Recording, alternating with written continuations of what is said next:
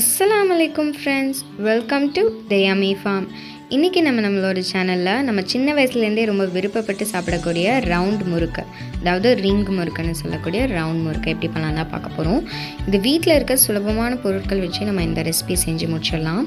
So நம்ம வீடியோக்குள் போக முன்னாடி நம்ம சேனல் ஃபஸ்ட் டைம் பார்க்குற நண்பர்கள் நம்ம சேனலை சப்ஸ்கிரைப் பண்ணிவிட்டு பக்கத்தில் இருக்க பெல் பட்டனையும் அமுத்திக்கோங்க. இப்போ வாங்க நம்ம வீடியோக்குள்ளே போய் எப்படி பண்ணலான்னு பார்த்துடலாம்.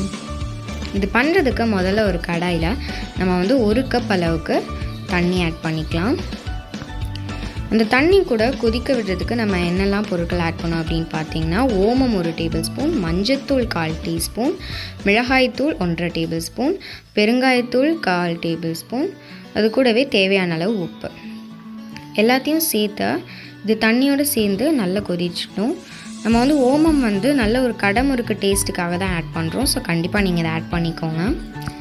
இப்போது இது நல்லா இந்த மாதிரி கொதித்து வந்துருச்சு. இப்போது நம்ம இதுக்குள்ளே அரிசி மாவு ஆட் பண்ணிக்கலாம். 1 கப் தண்ணிக்கு 1 கப் அரிசி மாவு கரெக்டாக இருக்கும். கண்டிப்பாக நம்ம வீட்டில் எல்லாத்துக்கிட்டையும் இடியாப்ப மாவு, அரிசி மாவு, பச்சரிசி மாவெல்லாம் இருக்கும். அதை வச்சு கூட நீங்கள் இந்த ரெசிபி பண்ணிடலாம்.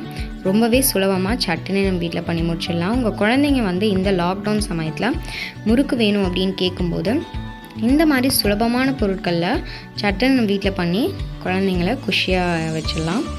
ஸோ இந்த மாதிரி நல்லா கலந்து வச்சுக்கோங்க. அந்த சூட்டுலேயே மாவும் நல்லா வெந்துடும். இப்போது இதை நம்ம அப்படியே ஆற வச்சிடலாம். இப்போது மாவு ஓரளவுக்கு நல்லா ஆறி இருக்கு.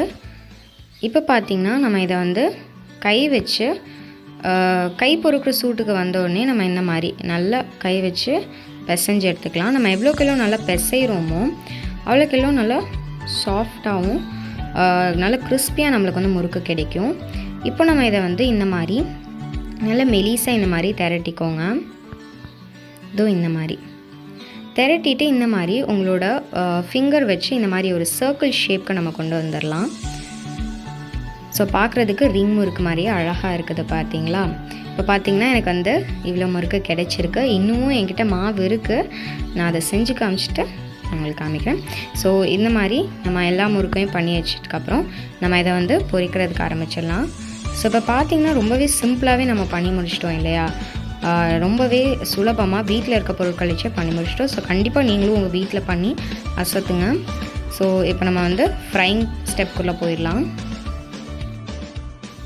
இப்போ நம்ம முறுக்கு ஃப்ரை பண்ணுறதுக்கு ஒரு கடாயில் நல்லா இந்த மாதிரி எண்ணெய் நல்லா சூடானதுக்கப்புறமா ஒவ்வொரு முறுக்காக நம்ம போட்டு சுட்டு எடுத்துடலாம். நம்ம மொத்தமாக போட்டோம் அப்படின்னா இந்த முறுக்கு பிஞ்சு போயிடும். ஸோ ப்ராப்பரான ஒரு ஷேப்பில் நம்மளுக்கு கிடைக்காது.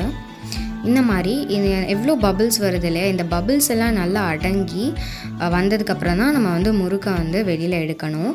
அப்போ தான் நல்லா கிறிஸ்பியாக உள்ள நல்லா கிறிஸ்பியாக நம்மளுக்கு கிடைக்கும் கடையில் வாங்குற மாதிரியே. நல்லா இந்த மாதிரி எந்த வித பபிள்ஸும் இல்லாமல் இப்போ நம்ம இதை எடுத்துடலாம். பார்த்திங்களா, பபிள்ஸ் நல்லா அடங்கி வந்திருக்கு. இப்போ நம்ம இதை எடுத்துடலாம். அவ்வளோதான். பார்த்திங்கன்னா ஃப்ரெண்ட்ஸ், நம்ம சட்டுனே இதை பண்ணி முடிச்சிட்டோம். சுலபமான பொருட்கள் தான் நம்ம யூஸ் பண்ணியிருக்கோம். இதை வீட்டில் இருக்க பச்சரிசி மாவு கூட யூஸ் பண்ணிக்கலாம். இடியாப்ப மாவு கண்டிப்பாக வீட்டில் எல்லாருக்கிட்டேயும் இருக்கும். கண்டிப்பாக நீங்கள் ட்ரை பண்ணி யூஸ் பண்ணிக்கலாம். இதே மாதிரி மிச்சம் இருக்கிறதெல்லாம் நான் இதில் ஃப்ரை பண்ணி எடுத்துக்கிறேன்.